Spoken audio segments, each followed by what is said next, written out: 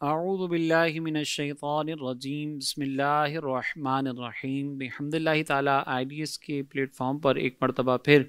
آپ کی خدمت میں حاضر ہیں اور قرآن مجید کے پیغام کو سمجھنے، قرآن مجید کی آیات کو جاننے اور اس سے فیض حاصل کرنے کا یہ سلسلہ ہمارا جاری و ساری ہے۔ آج انشاءاللہ 25ویں شب میں ہم 25ویں پارے کے منتخب مضامین، اس کی منتخب آیات کو آپ کی خدمت میں ذکر کریں گے۔ 25ویں پارے کا آغاز سورہ حامیم السجدہ کی آیت نمبر 47 پر ہوتا ہے اور اس کا اختتام سورہ جاسیہ کی آیت نمبر 37 پر ہو رہا ہے۔ اگر ہم 25ویں پارے کی پہلی آیت کو دیکھیں تو اس میں اللہ تبارک و تعالی نے اپنے علم کا ذکر فرمایا، چنانچہ ارشاد فرمایا گیا سورہ حامیم السجدہ کی آیت نمبر 47 جو کہ 25ویں پارے کی پہلی آیت ہے۔ اس میں اللہ نے فرمایا کہ قیامت کے علم کا حوالہ اللہ ہی کی طرف لوٹایا جاتا ہے اور کوئی پھل اپنے غلاف سے نہیں نکلتا اور نہ کوئی مادہ حاملہ ہوتی ہے اور نہ وہ بچہ جنتی ہے مگر اس کے علم سے، اور جس دن وہ انہیں ندا فرمائے گا کہ میرے شریک کہاں ہیں تو کہیں گے کہ ہم تجھ سے کہہ چکے ہیں کہ ہم میں کوئی گواہ نہیں۔ یعنی اس آیت مقدسہ میں اللہ تبارک و تعالی نے فرمایا کہ قیامت کب آنی ہے اور کون سا پھل کس وقت اگنا ہے، کون سی ماں کس بیٹے کو جنے گی، اس کے یہاں پر کون سی اولاد پیدا ہوگی، یہ ساری چیزیں اللہ تبارک و تعالیٰ کے علم میں ہیں۔ اور میدان معاشر میں اگر کسی نے کوئی شریک ٹھہرایا بھی ہوگا دنیا کے اندر کسی چیز کو، تو اللہ تبارک و تعالیٰ نے فرمایا کہ وہ میدان معاشر میں اس چیز کا انکار کرے گا اور وہاں پر اللہ تبارک و تعالیٰ کی وحدانیت کو تسلیم کرے گا۔ پھر اس کے بعد سورہ جاسیہ آیت نمبر 36 اور 37، اس میں اللہ نے ارشاد فرمایا کہ تو اللہ ہی کے لیے سب خوبیاں ہیں جو آسمانوں کا، زمین کا اور سارے جہاں کا رب ہے، اور آسمانوں اور زمین میں اسی کے لیے بڑائی ہے اور وہی عزت والا، حکمت والا ہے۔ یہاں اللہ تبارک و تعالیٰ نے اپنی کبریائی کا ذکر فرمایا کہ کائنات میں جو کچھ موجود ہے یہ اللہ تبارک و تعالیٰ کا ہی تخلیق کردہ ہے، اللہ تبارک و تعالیٰ ہی ان کا رب ہے۔ اب آپ ذرا غور کریں کہ اس آیت مقدسہ میں اللہ تبارک و تعالیٰ نے ارشاد فرمایا کہ وہی آسمانوں کا رب ہے، وہی زمینوں کا رب ہے اور وہ سارے جہاں کا رب ہے۔ رب اس ذات کو کہا جاتا ہے کہ جو اپنے ماتحت افراد کی یا اپنے ماتحت آنے والوں کی بتدریج ان کو کمال کی طرف لے کر جائے۔ اب آپ ذرا غور کریں کہ کائنات میں جتنی بھی مخلوق موجود ہے، کائنات میں جو کچھ موجود ہے، ان تمام کو آہستہ آہستہ کمال کی طرف لے کر جانے والی اگر کوئی ذات ہے تو وہ اللہ تبارک و تعالیٰ کی ہے۔ اب چاہے وہ اس کائنات کے اندر موجود سب سے چھوٹا جانور ہو، جیسے چونٹی ہے، مکھیاں ہیں، کیڑے مکوڑے دیگر اور ہیں، جراثیم ہیں، یہ سب کے سب جاندار ہیں، ان سب کو اللہ تبارک و تعالیٰ ہی کمال بخشنے والا ہے، ان سب کو بتدریج کمال کی طرف لے کر جانے والی ذات اللہ ہی کی ہے۔ ان تمام کی غذاؤں کا بندوبست بھی اللہ ہی نے فرمایا ہے اور ان کی تخلیق بھی اللہ ہی نے کی ہے۔ اور اس کے مقابلے میں اگر ہم بڑے سے بڑے جاندار کو بھی دیکھ لیں، جیسے سمندر کے اندر کئی ایسی مچھلیاں ہوتی ہیں کہ جو بہت بڑی ہوتی ہیں، وہ دیو ہیکل مچھلیاں ہوتی ہیں اور کئی ٹن غذا کھا لیتی ہیں۔ اب ان کو غذا فراہم کرنے والی ذات بھی اگر کوئی ہے تو وہ اللہ ہی کی ہے۔ ان کے رہنے کے لیے جتنی چیزیں ضروریات جتنی موجود ہیں وہ اللہ تبارک و تعالیٰ نے ہی انہیں فراہم کی ہیں۔ تو یہ رب اللہ تبارک و تعالیٰ کی کبریائی ہے، یہ اس کی شان ہے۔ اگر ہم کائنات میں غور و فکر کریں تو ہمیں معلوم ہوگا کہ ہمارا رب کس قدر عظیم ہے اور کس قدر بلند ہے۔ پھر اس کے بعد اس 25ویں پارے کے اندر مختلف صورتوں میں اور مختلف آیات کے اندر اللہ تبارک و تعالیٰ نے جو نصیحت، احکام اور اخبار دی ہیں ان کی طرف اگر ہم دیکھیں تو سورہ حامیم السجدہ کی آیت نمبر 50 میں اللہ تبارک و تعالیٰ نے ایک نصیحت بیان فرمائی اور اس میں اس بات کا رد فرمایا کہ بعض اوقات ہم اپنی دنیاوی نعمتوں کو دیکھ کر یہ سمجھتے ہیں کہ جیسے آج ہم دنیا میں نعمتوں کے اندر موجود ہیں، آخرت میں بھی یہی نعمتیں ہمیں ملیں گی۔ جس طریقے سے دنیا کے اندر ہمارے اپنے تعلقات موجود ہیں تو شاید آخرت کے اندر بھی ہم چاہے کتنی غفلت کے اندر زندگی گزار لیں، آخرت میں بھی ہمارے یہ تعلقات ہمیں کام آئیں گے۔ چنانچہ اللہ تعالیٰ نے ارشاد فرمایا کہ اور اگر ہم اسے اس تکلیف کے بعد جو اسے پہنچی تھی اپنی رحمت کا مزہ چکھائیں تو یہ بندہ ضرور کہے گا کہ یہ تو میرا حق تھا اور میرے گمان میں قیامت نہیں ہوگی، اور اگر میں اپنے رب کی طرف لوٹایا بھی گیا تو ضرور میرے لیے اس کے پاس بھلائی ہی موجود ہے، تو ضرور ہم کافروں کو ان کے اعمال کی خبر دیں گے اور ضرور انہیں سخت عذاب چکھائیں گے۔ یہاں پر اللہ تبارک و تعالیٰ نے کفار کے ایک انداز کا رد کرتے ہوئے فرمایا کہ دنیاوی نعمتیں اگر تمہارے پاس موجود ہیں، اگر تم دنیا کے اندر بہت عیش و عشرت کی زندگی گزار رہے ہو، تو اس گمان میں مبتلا مت ہونا کہ تم کوئی اللہ تبارک و تعالیٰ کے بہت برگزیدہ بندے ہو جس کی بنیاد پر تمہیں یہ دنیا میں نعمتیں مل گئیں۔ بعض اوقات دنیا کے اندر یہ نعمتوں کا ملنا انسان کی غفلت کا باعث بنتا ہے، اس کے اندر انسان مزید غفلت کے اندر مبتلا ہوتا ہے، اور پھر یہ تباہی اس قدر سخت ہوتی ہے کہ آخرت میں پھر اس کے پاس کچھ بھی نہیں بچتا۔ لہٰذا اگر آج ایک مسلمان بھی کوئی ایسا ہے کہ جو اس دنیا میں بہت زیادہ اچھی زندگی گزار رہا ہے، بڑی نعمتیں اس کو میسر ہیں، تو وہ یہ ہرگز گمان نہ کرے کہ یہ جو دنیاوی نعمتیں اس کے پاس موجود ہیں یہ اس کے اپنے کسی کمال کی وجہ سے ہیں، یا اللہ کی بارگاہ میں کوئی بہت بڑا مقبول شخص ہے اور پھر میدان محشر میں بھی جب جائے گا تو اسی مقبولیت کی بنیاد پر اس کو میدان محشر میں بھی راحت نصیب ہوگی، ایسا ہرگز نہیں ہے۔ پھر اس کے بعد سورہ شورا کا آغاز ہوتا ہے۔ جمہور مفسرین کے نزدیک سورہ شورا مکی صورت ہے جس کے اندر 5 رکوع اور 53 آیات ہیں۔ شورا کا معنی ہے مشورہ، اور یہ لفظ چونکہ اس سورت کی آیت نمبر 38 کے اندر مذکور ہے، وہاں پر موجود ہے، جس میں مسلمانوں کا یہ وصف بیان کیا گیا ہے کہ ان کا کام ان کے باہمی مشوروں سے ہوتا ہے، اس بنیاد پر اس کو سورہ شورا کہا جاتا ہے۔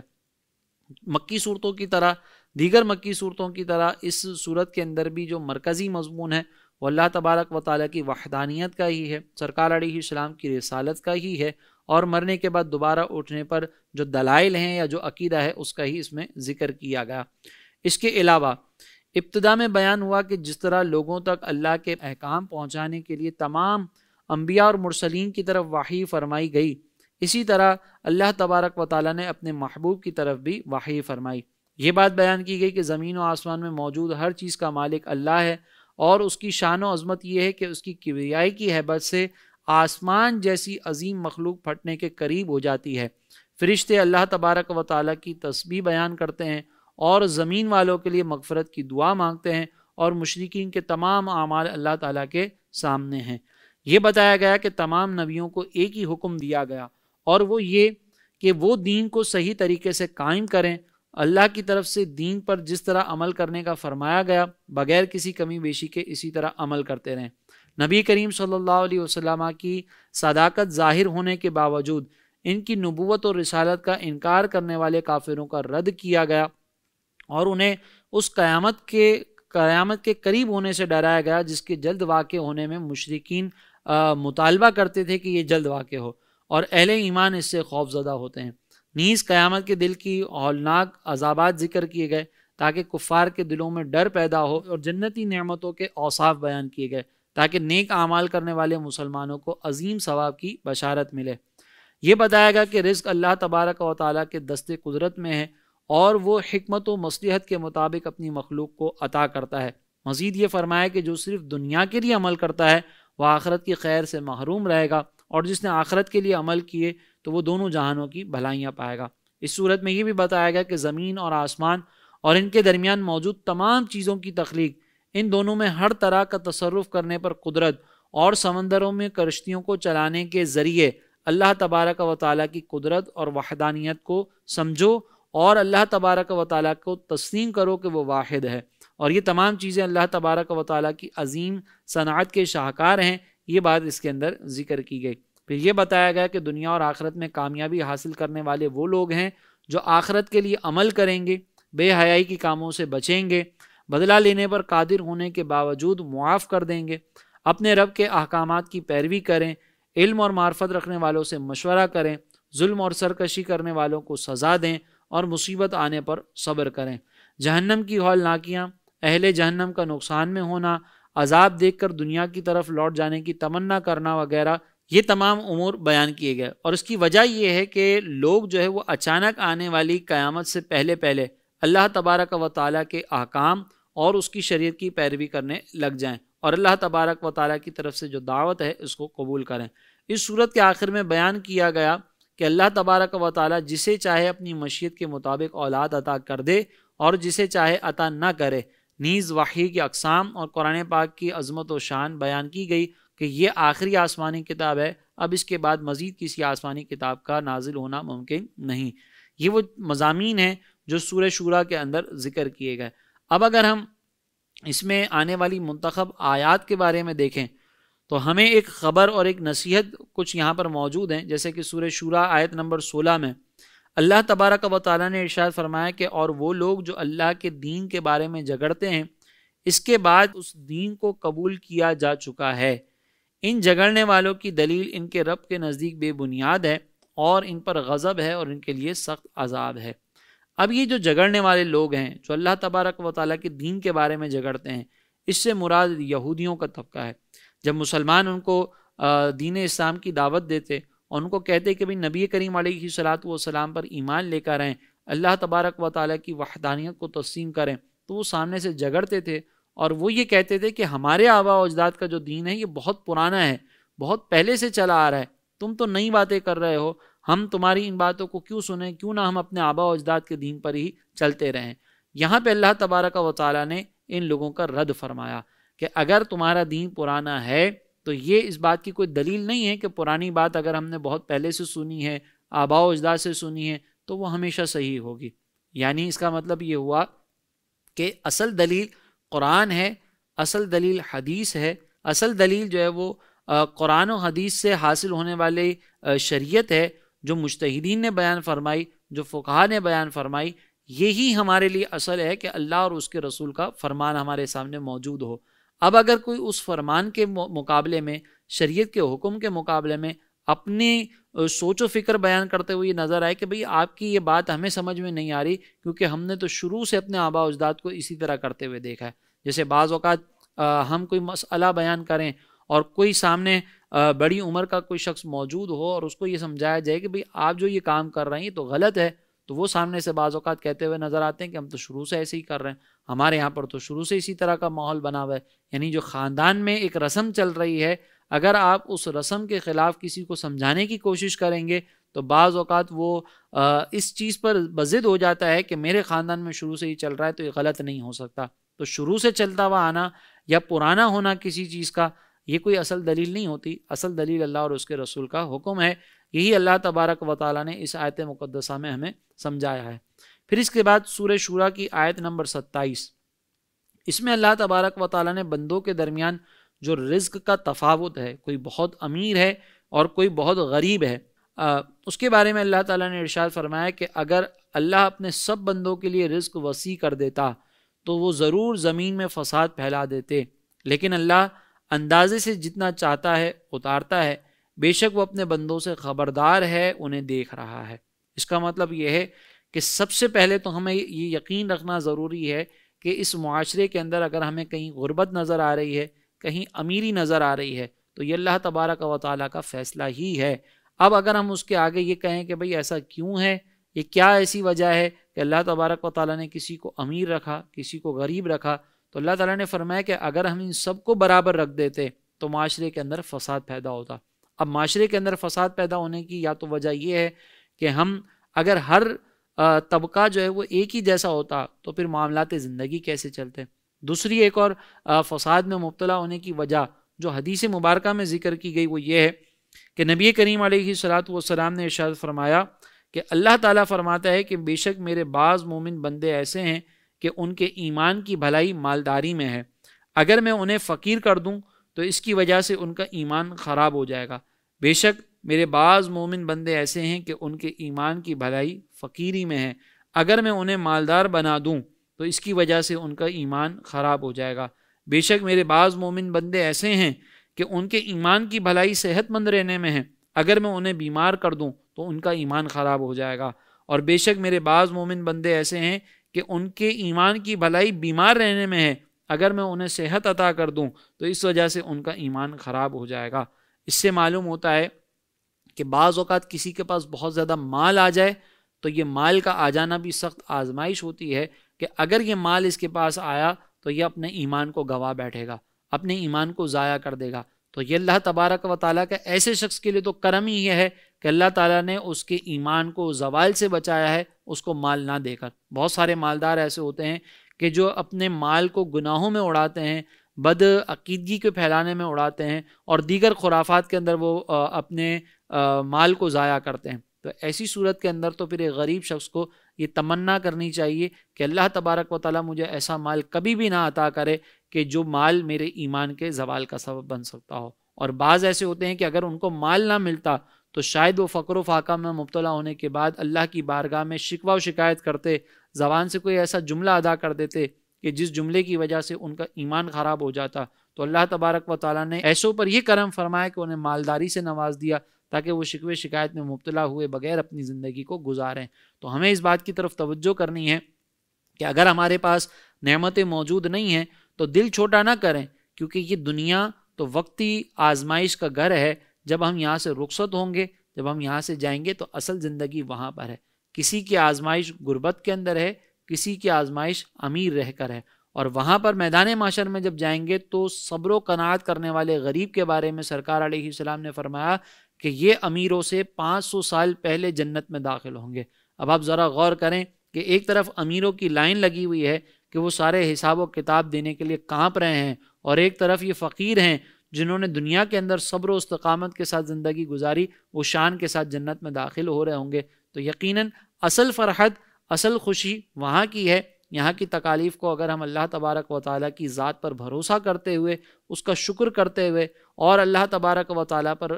توکل کرتے ہوئے اگر گزاریں گے تو انشاءاللہ میدان محشر میں بڑی کامیابیاں ہوں گی۔ پھر اس کے بعد سورہ شورا میں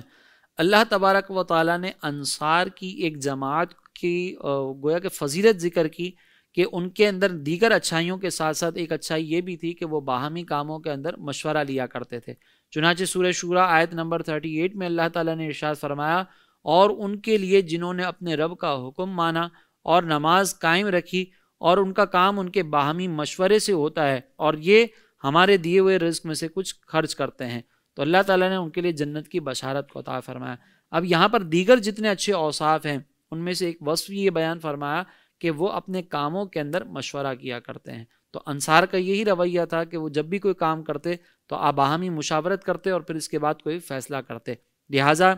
یہ موجودہ دور کے اندر کامیابی کے لیے انتہائی ضروری ہے کہ ہم خود کو عقل کل سمجھے بغیر اگر کسی فیلڈ کے اندر کسی میدان میں اترے ہوئے ہیں، کوئی کام کرنا چاہ رہے ہیں، تو وہاں پر ضرور اس فیلڈ کے ماہرین سے ہمیں مشورہ کرنا چاہیے۔ اگر ہم دین کا کام کرنا چاہ رہے ہیں تو دین کا کام کرنے والے وہ لوگ جو پہلے سے موجود ہیں ان سے مشورہ کریں، ان کے ساتھ چلیں، ان کے سائے میں رہیں گے، انشاءاللہ برکتیں ملیں گی۔ اسی طریقے سے ہم کوئی کاروبار کرنا چاہ رہے ہیں تو اس کاروبار کے اندر مشاورت کریں۔ یہ ہرگز نہیں ہو سکتا کہ ہر کوئی شخص یہ کہے کہ مجھے کسی سے مشورہ کرنے کی ضرورت نہیں ہے، مجھے جو ہے وہ ضرورت ہی نہیں کہ میں کسی سے مشورہ کروں اور کسی کی بات مانوں، میں تو خود اتنا عقل مند ہوں کہ میں اپنے فیصلے خود کر سکتا ہوں۔ ایسا شخص زندگی میں بعض اوقات ٹھوکریں کھاتا ہے، اور کبھی کبھی ایسی ٹھوکر لگتی ہے کہ جب وہ گرتا ہے تو دوبارہ اٹھنے کا اسے موقع بھی نہیں ملتا۔ تو اپنی زندگی کے اندر اس مشاورت کو شامل رکھیں، مشورہ کرتے رہیں، یہ کامیابی کے لیے انتہائی ضروری ہے۔ اسی طرح اللہ تبارک و تعالیٰ نے سورہ شورا کی آیت نمبر 49 اور 50 میں ارشاد فرمایا کہ آسمانوں اور زمین کی سلطنت اللہ ہی کے لیے ہے، وہ جو چاہے پیدا کرے، جسے چاہے بیٹیاں عطا فرمائے، جسے چاہے بیٹے دے، یا انہیں بیٹے اور بیٹیاں دونوں ملا کر دے، اور جسے چاہے بانجھ کر دے، بے شک وہ علم والا، قدرت والا ہے۔ یہاں اللہ تبارک و تعالیٰ نے اس بات کی طرف ہمیں متوجہ فرمایا ہے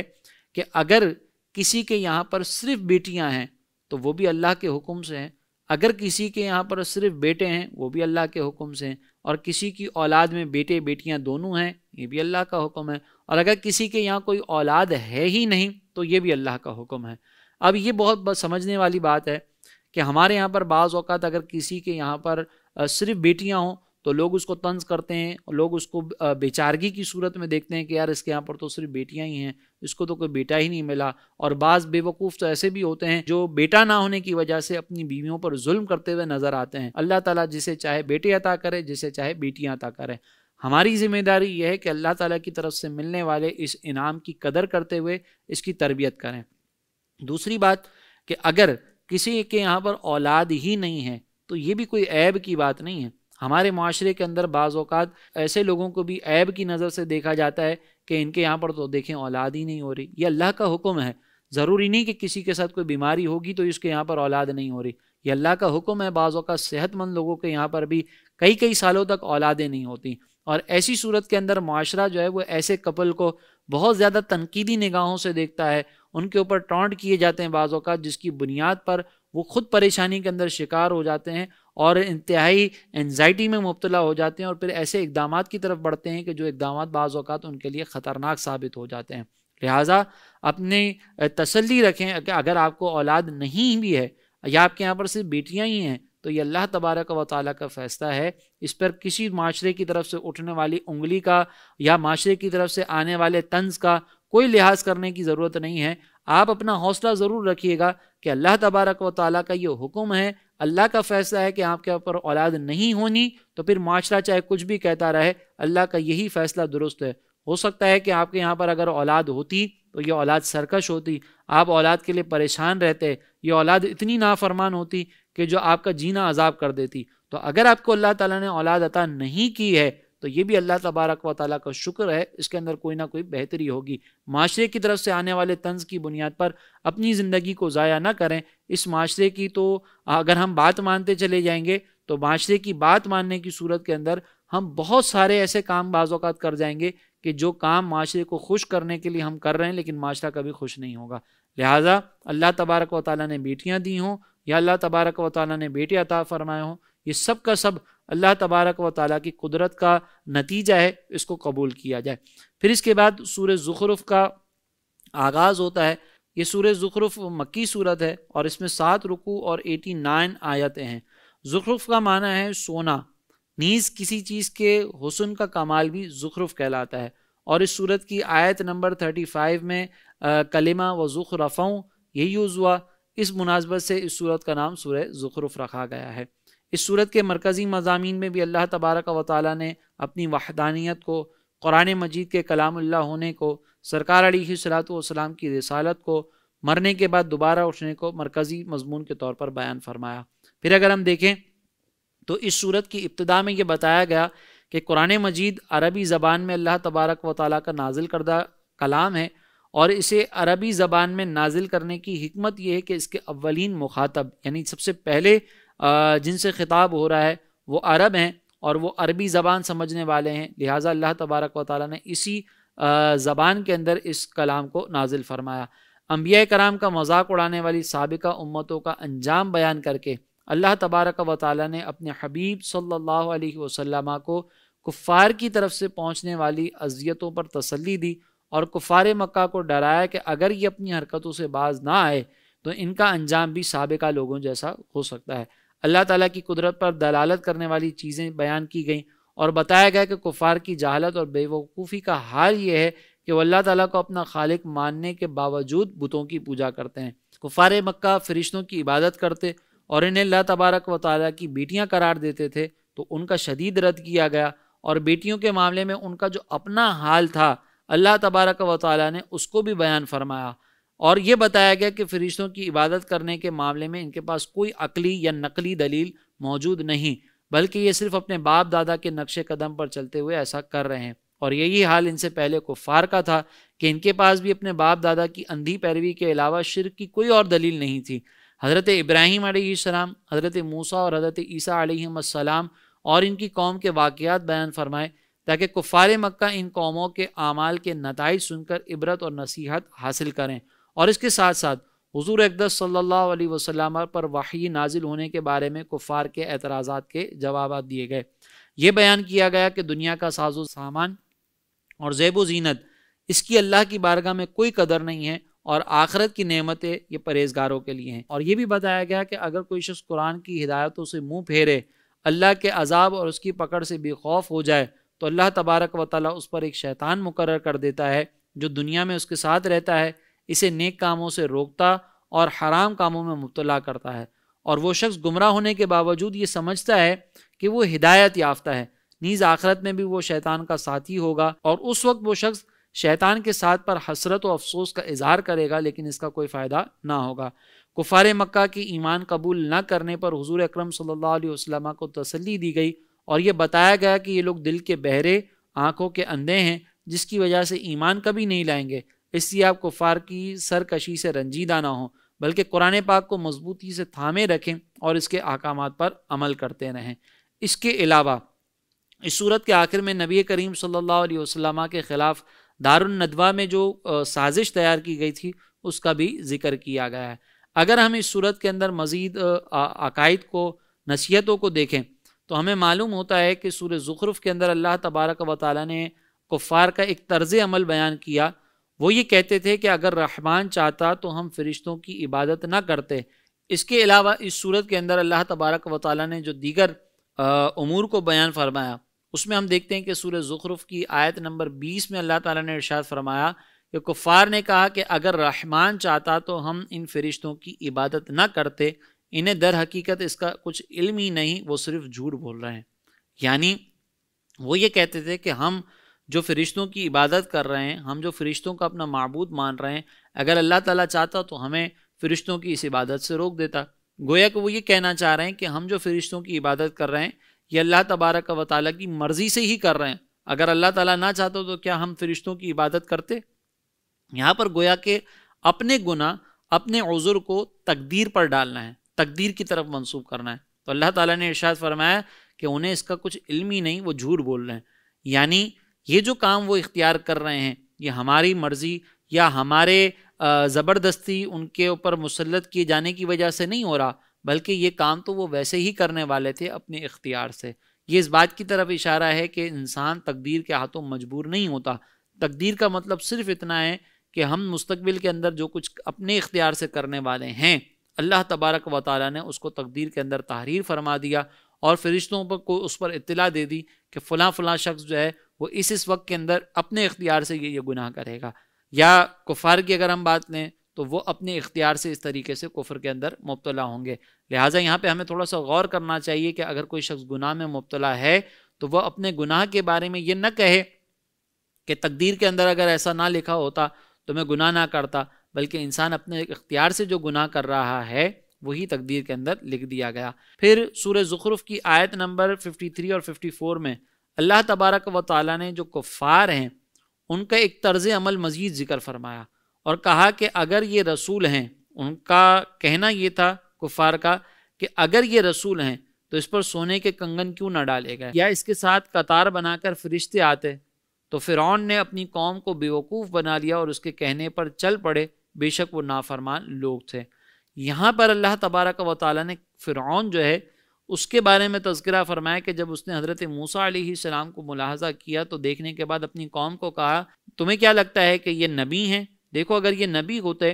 تو ان کے ساتھ سونے کے کنگن ہوتے، کوئی ایسی نشانیاں ہوتی، ان کے ساتھ فرشتے ہوتے۔ ظاہری طور پر تو یہ ہمارے جیسے ہی ہیں، ظاہری طور پر تو یہ کھاتے پیتے ہی ہیں، کچھ الگ اسپیشلٹی ان کے اندر کوئی نظر نہیں آتی۔ جب قوم نے یہ سنا تو وہ فرعون کی اس طرف زبانی سے متاثر ہوئے، بغیر کچھ سوچے سمجھے، بغیر اس کے اندر غور و تفکر کیے، اور یہ کہنے لگے کہ ہاں یہ بات تو صحیح کر رہا ہے، اور پھر فرعون کے پیچھے چل دیے۔ اس کا مطلب یہ ہے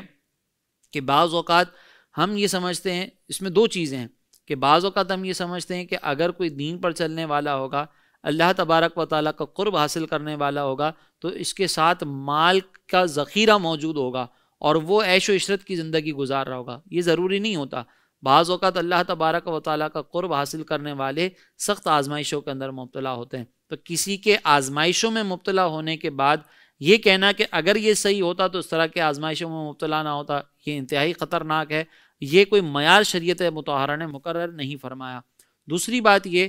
کہ ہم بعض اوقات سامنے والے کی بات کو سن کر بغیر اس میں غور و تفکر کیے، بغیر اس کا کریٹیکل انالیسس کیے، ہم اس کی بات کو تسلیم کر لیتے ہیں۔ جیسے کہ فرعون نے جب یہ کہا کہ بھائی یہ اگر اللہ کے نبی ہوتے، اگر یہ رسول ہوتے تو ان کے ساتھ تو فرشتے موجود ہوتے، ان کے ساتھ تو فل پروٹوکول موجود ہوتا، ایسا تو کچھ بھی نہیں ہے، تم خواہ ان کو فرشتہ جو ہے نا اللہ کا نبی سمجھ رہے ہو۔ اب جب فرعون نے اس لب و لہجے کے اندر گفتگو کی تو اس کی چرب زبانی سے لوگ جو ہے وہ متاثر ہو گئے، حالانکہ حقیقت تو یہ نہیں تھی۔ تو اس کا مطلب یہ ہے کہ کسی کی چرب زبانی سے، کسی کے لب و لہجے سے متاثر ہونا یہ بعض اوقات گمراہی کا سبب بن جاتا ہے۔ ہم اپنے یہاں پر بھی دیکھتے ہیں کہ بعض اوقات ہم سوشل میڈیا پہ اگر کسی کو دیکھیں کہ وہ چرب زبانی سے گفتگو کر رہا ہے اور ہماری معلومات بہت محدود ہے، تو ہم اس کی صرف چرب زبانی سے متاثر ہوتے ہیں، اس کی بات کو کراس ویریفائی بھی نہیں کرتے اور اس سے متاثر ہو جاتے ہیں کہ یار یہ صحیح کہہ رہا ہے۔ اسی لیے کسی کی بات پر بغیر دلیل کے آنکھیں بند کر لینا یا اس کو کراس ویریفائی کیے اس کی بات کو تسلیم کر لینا اور ڈیپ انالیسس کیے بغیر کسی کی بات کو تسلیم کر لینا، یہ گمراہی کا سبب بن سکتا ہے۔ پھر اس کے بعد ہم دیکھتے ہیں کہ سورہ دخان کا آغاز ہوتا ہے۔ سورہ دخان یہ مکی صورت ہے اور اس کے اندر بھی اللہ تبارک و تعالیٰ نے مرکزی طور پر توحید اور رسالت کو بیان کیا۔ عربی میں دخان جو ہے یہ دھوئیں کو کہا جاتا ہے، اور اس سورت کی آیت نمبر 10 میں چونکہ ایک دھوئیں کا ذکر ہے، اس مناسبت سے اس سورت کو سورہ دخان کہا جاتا ہے۔ اگر ہم اس کے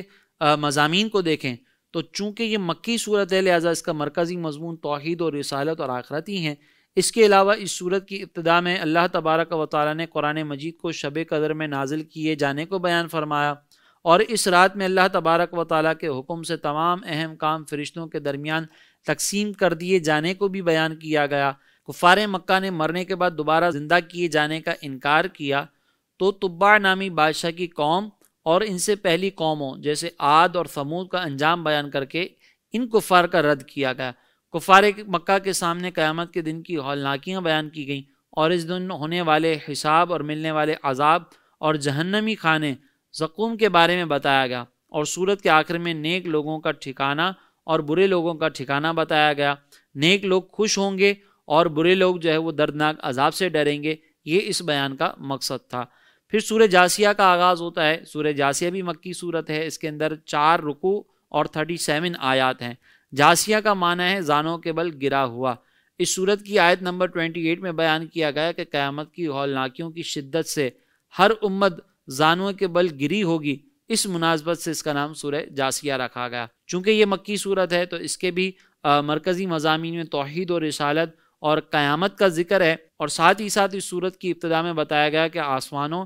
اور زمینوں میں انسان کی تخلیق اور جانوروں میں رات اور دن کی تبدیلیوں میں آسمان سے بارش نازل کر کے بنجر زمین کو سرسبز و شاداب کرنے اور ہواؤں کی گردش میں اللہ تبارک و تعالیٰ کی قدرت اور اس کی وحدانیت کی نشانیاں موجود ہیں۔ قرآن مجید کی آیتیں سن کر ایمان لانے سے تکبر کرنے والے، اپنے کفر پر قائم رہنے والے اور قرآن مجید کی آیتوں کا مذاق اڑانے والے اور اس کی ہدایت کو نہ ماننے والوں کو جہنم کے دردناک عذاب کی وعید سنائی گئی۔ بنی اسرائیل کو عطا کیے جانے والی نعمتیں بیان کی گئیں، اور یہ بتایا گیا کہ تورات میں اللہ تعالیٰ نے بنی اسرائیل کو دین، حلال و حرام کے بیان اور تاجدار رسالت صلی اللہ علیہ وسلم کی تشریف آوری کے معاملے کی روشن دلیلیں دیں، لیکن انہوں نے سید المرسلین صلی اللہ علیہ وسلم کی جلوہ افروزی کے بعد اپنے منصب اور ریاست ختم ہو جانے کے اندیشے کی وجہ سے آپ کے ساتھ حسد کیا اور دشمنی مول لی، اور علم کے باوجود آپ صلی اللہ علیہ وسلم کی رسالت سے اختلاف کیا۔